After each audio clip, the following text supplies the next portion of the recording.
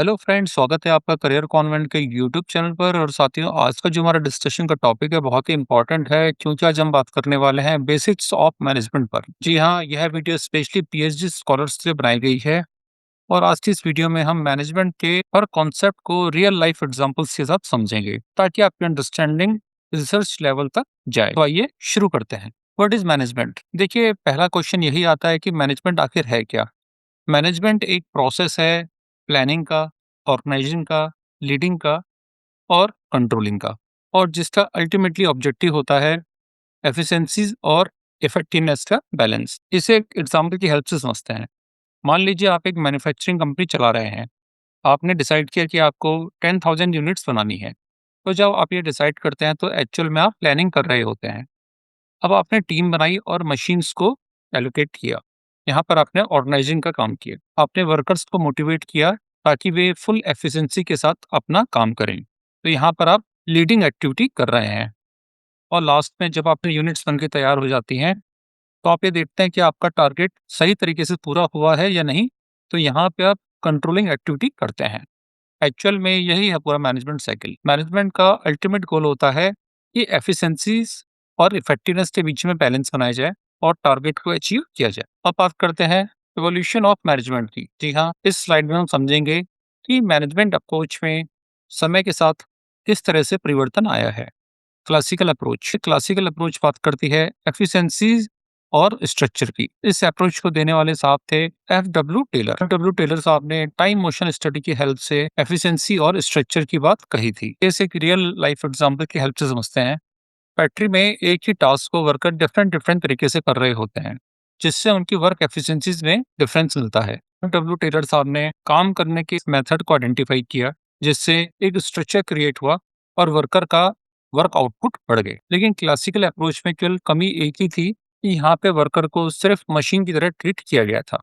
Behavioural approach, classical approach के बाद management में जो सबसे बड़ा परिवर्तन आया वो था बिहेवियरल अप्रोच का, और जिसको लाने वाले थे एल्टिन मायो साहब। एल्टिन मायो ने काफ़ी सारे एक्सपेरिमेंट्स किए और उन्होंने बताया कि जब वर्कर्स को अटेंशन और इम्पोर्टेंस दी जाती है तो वर्क आउटपुट बढ़ता है।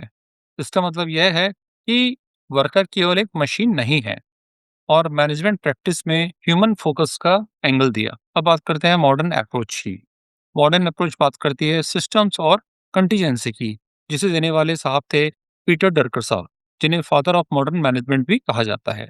मॉडर्न मैनेजमेंट में जो बात की गई सिस्टम्स की और कंटीजेंसी की, और यहाँ पे बताया गया कि अगर आपकी कंपनी में डिफरेंट डिफरेंट फंक्शंस हैं, जैसे raw material supplier, customers, government policies, production, quality etcetera, तो यह सब इंटरकनेक्टेड हैं और किसी का एक डिसीजन पूरे सिस्टम को अफेक्ट करता है। तो मॉडर्न अप्रोच में प्रोसेस, सिस्टम्स और कंटीजेंसी प्लानिंग पे काफी जोर दिया गया। अब बात करते हैं मैनेजमेंट के कोर फंक्शंस की। जैसे कि मैंने पिछली स्लाइड्स में बताया है, मैनेजमेंट के कोर फंक्शंस हैं planning, organizing, leading and controlling. आने वाली स्लाइड्स में एग्जांपल्स की हेल्प से इनको वन बाय वन समझते हैं। प्लानिंग, देखिए प्लानिंग बात करती है ऑब्जेक्टिव्स को सेट करने की और स्ट्रेटेजिक और ऑपरेशनल प्लान्स को बनाने की। साथ ही साथ प्लानिंग डायरेक्शन भी देती है। एग्जांपल्स की हेल्प से समझते हैं। सपोज आप एक नए प्रोडक्ट को लॉन्च कर रहे हैं, तो आपको यहाँ पे मार्केट रिसर्च करनी होगी, टारगेट कस्टमर को आइडेंटिफाई करना होगा और प्राइसिंग स्ट्रेटेजी को बनाना होगा।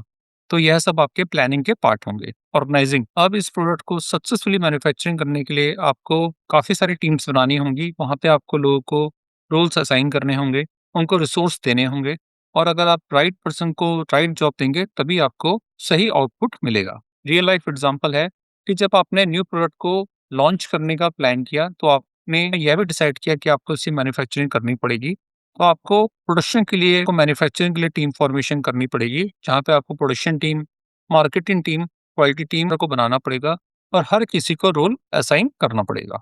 यह सारी एक्टिविटी ऑर्गेनाइजिंग कहलाएगी। लीडिंग एक्टिविटी बात करती है मोटिवेशंस की, कम्युनिकेशन की और आपकी लीडरशिप स्टाइल की। लीडिंग ही मैनेजमेंट की वो एक्टिविटी है जहाँ पे आप परफॉर्मेंस की बात करते हैं, क्योंकि अगर आप शॉप फ्लोर पे वर्कर्स को सही मोटिवेशन देते हैं, चीज़ों को प्रॉपर्ली कम्युनिकेट करते हैं और आपकी लीडरशिप स्टाइल ऐसी है कि जिससे सभी वर्कर एक साथ मिलकर एक बेहतर आउटपुट देते हैं, तभी आपकी मैन्युफैक्चरिंग परफॉर्मेंस ऑप्टिमम लेवल पे पहुंचेगी। ऑप्टिमम परफॉर्मेंस के लिए यह भी इम्पोर्टेंट है कि आप वर्कर्स को इंसेंटिव दें, प्रॉपर ट्रेनिंग दें और सही कम्युनिकेशन के माध्यम से उनको गाइड करें। जब आप ये पूरी एक्टिविटी करते हैं, तो यही मैनेजमेंट की लीडिंग एक्टिविटी कहलाती है।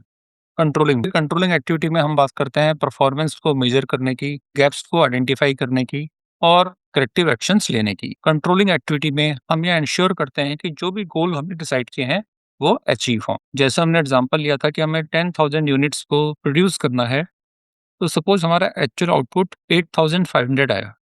तो यहाँ पे अगर हम गैप को आइडेंटिफाई करते हैं, रूट कॉज को एनालाइज करते हैं और करेक्टिव एक्शन लेते हैं, तो यह सारी एक्टिविटी ही मैनेजमेंट की कंट्रोलिंग एक्टिविटी कहलाएगी। अब बात करते हैं मैनेजमेंट के कुछ की कॉन्सेप्ट्स पर। Efficiencies versus effectiveness, decision making, organizational behaviour और स्ट्रेटेजिक मैनेजमेंट। आने वाले स्लाइड्स में वन बाय वन इस पर अपना डिस्कशन करते हैं। Efficiencies versus effectiveness. देखिए, अगर आप शॉप फ्लोर पे high production with high quality देते हैं, तो यह कहा जाएगा कि आपका मैन्युफैक्चरिंग प्रोसेस एफिशिएंट है और इफेक्टिव भी है। लेकिन अगर आपने हाई प्रोडक्शन दिया बट आपकी प्रोडक्ट क्वालिटी अगर आपकी बैड है, तो आपका प्रोसेस तो एफिशिएंट कहलाएगा लेकिन वो इफेक्टिव नहीं होगा। सिमिलर वे में अगर आपके मैन्युफैक्चरिंग प्रोसेस में आपका प्रोडक्शन लो है लेकिन क्वालिटी हाई है, तो आपका प्रोसेस एफिशिएंट तो नहीं होगा बट वो इफेक्टिव होगा। और अगर आपके मैन्युफैक्चरिंग प्रोसेस में आपका प्रोडक्शन भी लो है और क्वालिटी भी लो है, तो आपका मैन्युफैक्चरिंग प्रोसेस ना तो एफिशिएंट है और ना ही इफेक्टिव होगा। तो जैसे कि मैंने पिछली स्लाइड्स में बताया था, तो मैनेजमेंट का अल्टीमेट ऑब्जेक्टिव होता है एफिशिएंसी और इफेक्टिवनेस के बीच में बैलेंस मेंटेन करना। डिसीजन मेकिंग बात करता है कि मैनेजर किस तरह डिसीजन लेते हैं। लेकिन अगर हम पीएचडी के पर्सपेक्टिव में बात करें, तो हम बात करेंगे रेशनल मॉडल्स की, बिहेवियरल मॉडल्स की और फाउंडेड रेशनैलिटी की। इसका मतलब यह है कि मैनेजर्स के जो डिसीजन होते हैं, वो हमेशा परफेक्टली लॉजिकल नहीं होते और मैनेजर्स के डिसीजंस पे यह तीनों मॉडल इफेक्ट डालते हैं। ये ऑर्गेनाइजेशनल बिहेवियर बात करता है ह्यूमन साइकोलॉजी की। यहाँ पर ये बात होती है कि ऑर्गेनाइजेशंस में लोग किस तरह का व्यवहार करते हैं। देखिए, ऑर्गेनाइजेशनल बिहेवियर रिसर्च के लिए काफ़ी इंपॉर्टेंट माना जाता है और एक प्रैक्टिकल एग्जांपल से समझें, तो अगर किसी शॉप फ्लोर पे 2 एम्प्लॉयर्स पे काम करते हैं और एक हाईली मोटिवेटेड है और दूसरा डीमोटिवेटेड, तो उन दोनों में क्या डिफरेंस है? क्या उनका डिफरेंस बिहेवियर, माइंडसेट या एनवायरनमेंट का है? तो जब हम इन सभी चीज़ों को स्टडी करते हैं, तो वो ऑर्गेनाइजेशनल बिहेवियर के अंतर्गत आता है। स्ट्रेटेजिक मैनेजमेंट बात करती है लॉन्ग टर्म थिंकिंग की। यहाँ पे बात होती है कि किस तरह से ऑर्गेनाइजेशंस लॉन्ग टर्म में compete करती हैं, सर्वाइव करती हैं और ग्रो करती हैं। लॉन्ग टर्म थिंकिंग में जो टूल्स यूज किए जाते हैं वो होते हैं सॉर्ट एनालिसिस, पेस्टल और पोल्डर्स मॉडल। एक एग्जांपल की हेल्प से समझते हैं। देखिए, एक कंपनी लो कॉस्ट स्ट्रेटजी अपनाती है जबकि दूसरी कंपनी प्रीमियम क्वालिटी स्ट्रेटजी अपनाती है। दोनों सर्वाइव कर सकती हैं बशर्ते वे अपने ऑपरेशन को सही तरीके से एग्जीक्यूट करें। आइए अब समझते हैं कि पीएचडी स्कॉलर्स के लिए यह टॉपिक इतना इम्पोर्टेंट क्यों है। देखिए, जब हम बेसिक्स ऑफ मैनेजमेंट पढ़ते हैं, तो यहाँ पे हमें अपना रिसर्च का फ्रेमवर्क मिलता है, प्रोजेक्ट मैनेजमेंट की बात होती है, डेटा ड्रिवन डिसीजन की बात होती है और हमें बेटर रिसर्च आउटपुट मिलते हैं। एग्जाम्पल से समझें, तो अगर आप सपोज रिसर्च कर रहे हैं एक टॉपिक पे जिसका नाम है क्वालिटी इंप्रूवमेंट इन मैन्युफैक्चरिंग, तो आपको चाहिए कि आप प्लानिंग करें। प्लानिंग में आप अपने रिसर्च को डिजाइन करते हैं, डेटा कलेक्शन करें जहाँ पे अपनी रिसर्च को ऑर्गेनाइज करेंगे, टीम के साथ मिलकर काम करें यानी कि टीम कोऑर्डिनेशन करें, यहाँ पे आप लीडिंग एक्टिविटी करेंगे और अल्टीमेटली डेटा को वैलिडेट करें जो कि आपकी कंट्रोलिंग एक्टिविटी होगी। तो इसका मतलब यह है कि अगर आपने मैनेजमेंट को अच्छे तरीके से समझ लिया है तो आप अपने रिसर्च को सक्सेसफुली कर पाते हैं। इमर्जिंग ट्रेंड्स, आइए समझते हैं कि फ्यूचर में किस तरह के नए ट्रेंड्स मैनेजमेंट में उभर कर आ रहे हैं। AI in management, sustainability, agile systems और डिजिटल ट्रांसफॉर्मेशन। देखिए, एआई डिमांड फोरकास्ट कर सकता है जिसकी हेल्प से मैनेजर बेटर डिसीजन ले सकते हैं।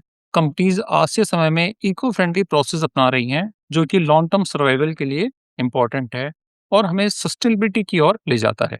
सॉफ्टवेयर कंपनी छोटी छोटी स्प्रिंट्स में काम कर रही हैं जिससे उन्हें फास्टर रिजल्ट्स मिले, तो यह एक एजाइल मैनेजमेंट सिस्टम कहलाएगा। डिजिटल ट्रांसफॉर्मेशन में हम देखते हैं कि आज के टाइम में डेटा कैप्चरिंग, डेटा पब्लिशिंग, यह सब डिजिटल हो चुका है, तो मैनेजमेंट स्टाइल भी कंप्लीटली ट्रांसफॉर्म होती जा रही है। क्रिटिकल थिंकिंग, आइए अब कुछ क्रिटिकल क्वेश्चंस पे भी विचार करते हैं। देखिए, हमें ये सोचने की जरूरत है क्या क्लासिकल थ्योरीज आज के टाइम में भी उतने ही रेलिवेंट हैं जितना वे पुराने समय पर थी? वेस्टर्न और इंडियन कंटेस्ट में बात करें तो मैनेजमेंट ऑब्जेक्टिव और फोकस क्या सेम है या अलग-अलग है? कल्चरल इम्पैक्ट का मैनेजमेंट पे क्या इम्पैक्ट पड़ता है? और जब आप इन सारे क्वेश्चंस पे विचार करते हैं तो यहीं से आपकी रिसर्च शुरू होती है। कंक्लूजन फ्रेंड्स, मैनेजमेंट स्टडी आपकी रिसर्च का कोर फाउंडेशन है। मैनेजमेंट फंक्शंस और प्रिंसिपल्स यूनिवर्सल हैं और फ्यूचर में नए ट्रेंड्स भी इवॉल्व हो रहे हैं। अल्टीमेटली बात यह है कि आपके मैनेजमेंट के बेसिक्स अगर स्ट्रॉन्ग है तो आपकी पीएचडी इन मैनेजमेंट भी काफ़ी स्ट्रॉन्ग होगी। फ्रेंड्स, आज के इस वीडियो में हमने बेसिक्स ऑफ मैनेजमेंट को बड़े डिटेल में समझा है। मैं उम्मीद करता हूँ कि आज की ये वीडियो आपको काफ़ी इन्फॉर्मेटिव लगी होगी। इस वीडियो को लाइक करें, अपने फ्रेंड्स के साथ शेयर करें और कमेंट करके अपने क्वेश्चंस को पूछिए और साथ ही साथ अपने इस चैनल को सब्सक्राइब भी करें। आज के लिए फ्रेंड्स इतना ही। नमस्कार, जय हिंद।